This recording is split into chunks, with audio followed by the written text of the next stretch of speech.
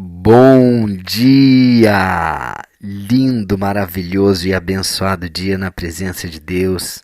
Hoje estamos no dia 688 do projeto Bíblia para Iniciantes e é um grande dia porque vamos terminar aqui o último, O último nome, o último herói da fé, Samuel, o 18º, pelo menos pela nossa contagem aqui, e o último herói citado pelo nome do rol de heróis da fé de Hebreus 11. Gente, quanto aprendizado a gente teve. Cada herói, cada testemunho de fé que nos ensina a ofertar com fé, a obedecer pela fé, a acreditar em Deus pela fé, a ter coragem, a ouvir Deus, a ter ousadia. A gente aprendeu muito aqui, muito, a abençoar pela fé. Quantos aprendizados nós tivemos, né? Abel, Enoque, Noé, Abraão, Sara, Isaac, Jacó, José, Anrão e Joquebede, que eram os pais de Moisés, o próprio Moisés, os israelitas, Raabe, Gideão, Baraque, Sansão, Jefté, Davi e agora Samuel.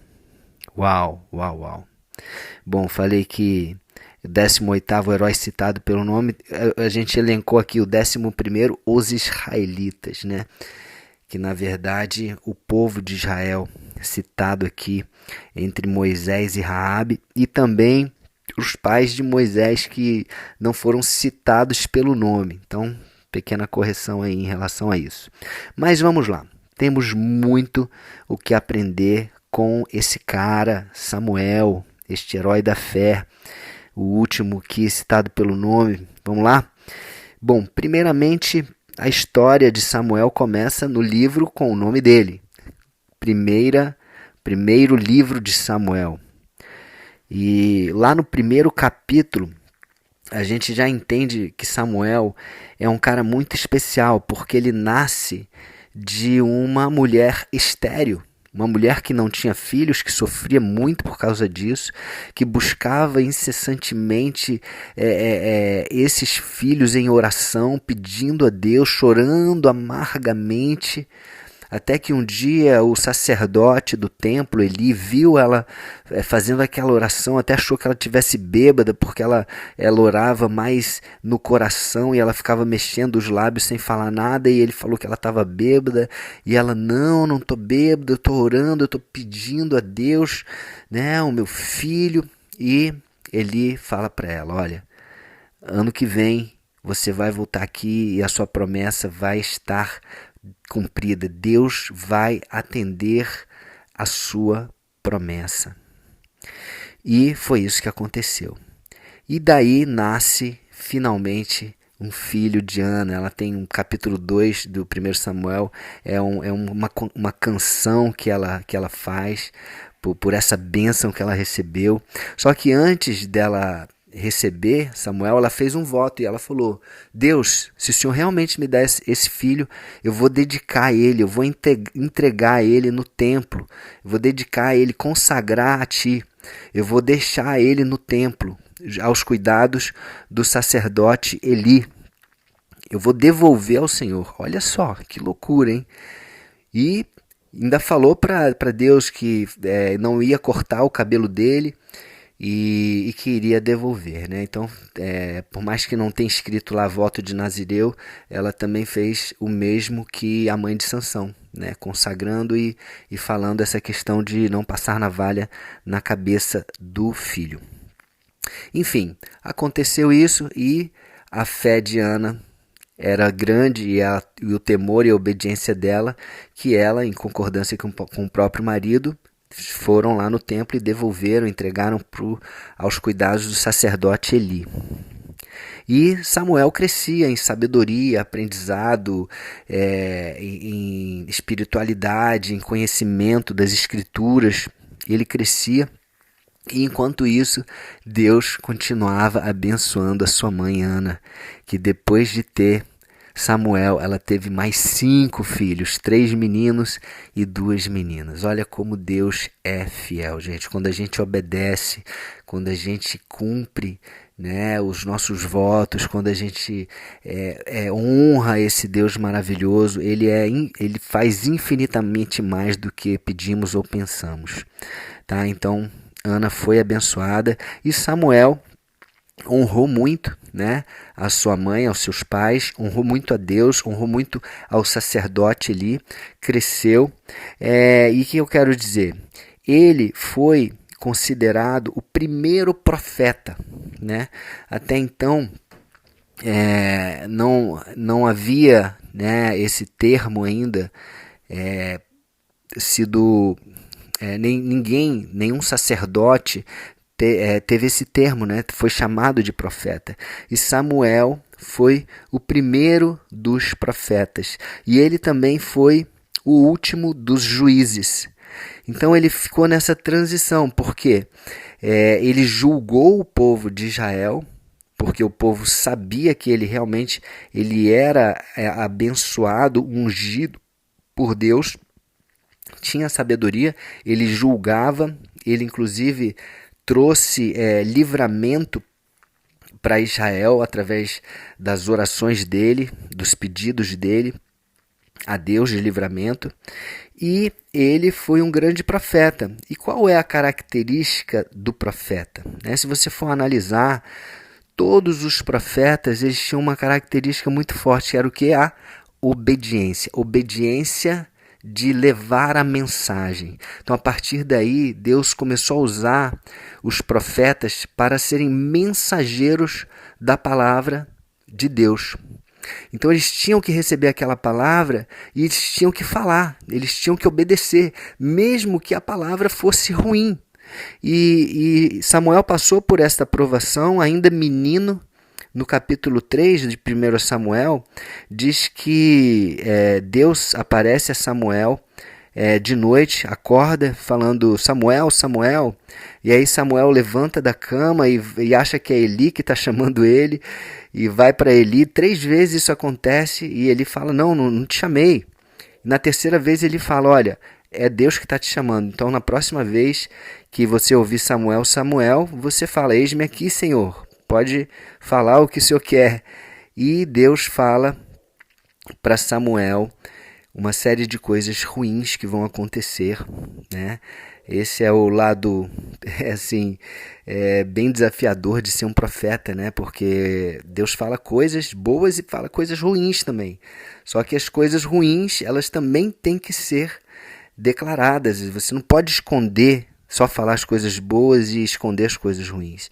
E Deus falou para Samuel, olha, eu vou fazer o que eu prometi em relação a Eli. Eu já tinha avisado ele, Eli já tinha sido avisado por uma outra pessoa, um outro sacerdote, de que se ele não corrigisse os seus filhos, que estavam fazendo coisas terríveis, inclusive tendo relações sexuais com mulheres no templo, né, cultos, prostituição cultual e etc., roubando, né, das ofertas e tudo, e Eli não corrigiu.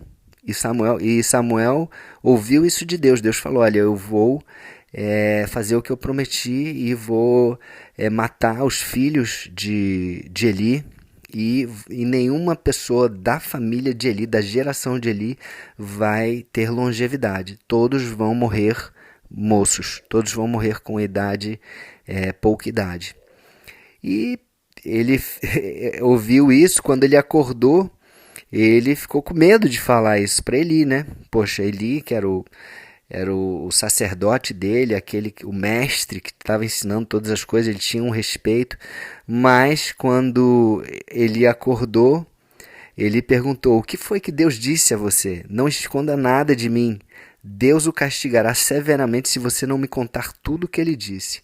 E aí Samuel contou tudo, sem esconder nada, e Eli confirmou, realmente ele é Deus, o Senhor, e que ele faça tudo que achar melhor. E Samuel cresce em sabedoria, cresce em conhecimento, e o Senhor estava com Samuel em tudo o que ele fazia. Versículo 20 do capítulo 3 de 1 Samuel diz assim: Assim todo o povo de Israel, do norte ao sul do país, ficou sabendo que Samuel era de fato um profeta do Senhor. Tem um outro capítulo que fala também que Samuel julgou Israel durante muito tempo. Então, gente, o que podemos aprender com a vida de Samuel? Principalmente essa questão da obediência. O povo, ele começou a pedir um rei. E Samuel falava, gente, o nosso rei é Deus, não precisamos de um rei. Mas e o povo tanto insistir, nós queremos um rei, nós queremos ser como as outras nações. Todas as outras nações tinham rei, mas Israel não tinha, os israelitas não tinham um rei. Por quê? Porque Deus era o rei, Deus era o Senhor, o rei dos reis. Bom, de tanto insistir, Samuel, então vou levar isso a Deus.